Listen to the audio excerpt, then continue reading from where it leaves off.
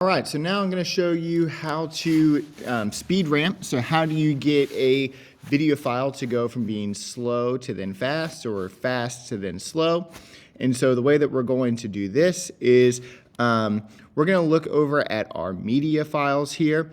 And so you're going to see that you're going to have a few different clips depending on how they were shot, or either how you recorded them or how the files were recorded. This is for the All-Star game here, from the basketball All-Star game for CPS. And so as I'm clicking through this clip, I'm paying attention to this window here. Now, any clip that is shot at 120 frames per second can be slowed down without having it be really jumpy. So if I look where it says 119.88p, that's 119.88 frames per second. And so if I click on one of these and it says 119.88p, that means that we can make this footage slow motion. So I'm just going to grab a random clip here, see if I can find something that looks like it would be kind of exciting. Okay, so let's say we're going to take this clip and slow it down. Before I drag it into my timeline, I'm going to right click on it, and I'm going to go down to this Modify tab, and I'm going to go to where it says Interpret Footage. From here, what I'm going to do is where it says Assume this frame rate. Instead of saying we're going to assume 1 frame per second, we're going to double click this here, and we're going to say 23.98 frames per second, and then we'll say OK. So now when I take this clip and I drag it into my timeline here, I'm going to change the sequence settings. And now when I play it, notice how this is in slow motion. I don't need the audio for this because the audio is going to stay all weird and slow like that. So I'm just going to unlink these here. And then I'm just going to delete the audio so I don't have to keep listening to that.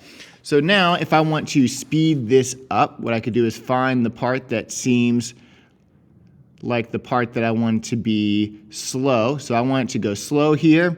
So I'm going to hit C, and I'm going to cut it right here.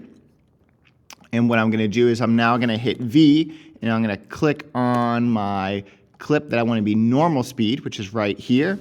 I'm going to right click, and I'm going to go down to where it says speed and duration.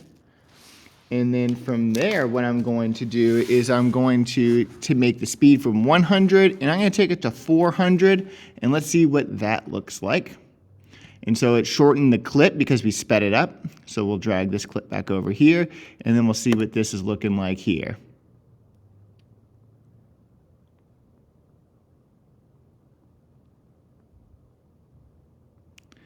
And then again, if I wanted to, after he hits the dunk there, I can hit C, I can copy or cut here, hit V, click on my clip again, right click, go down to where it says, where did it go? We want to go down to speed and duration, and we'll make this 400 again. You can experiment. You want to try and make it look as normal as possible. 400 to 450 will probably look pretty good for you. And then you can click OK. So now we get him ready for the dunk here. It slows down and then speeds back up. So feel free to play around with how this happens and how this works. If you want to add different effects and transitions and things, go ahead and experiment with that.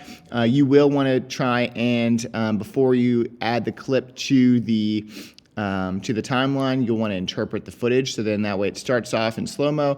Also, experiment with making them go faster. So like what happens if, for example, he hits the dunk there, and then everyone's all excited, and then what happens if you cut it again, and then on this end clip, what happens if you speed it up and have that transition into the next clip?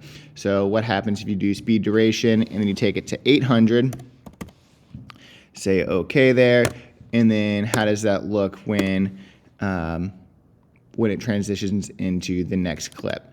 So once it speeds up really quick, then maybe you add another clip, and then you have it speed up, slow down, and then go back to normal. Again, these are all things to play with and experiment with, and I can't wait to see what you come up with.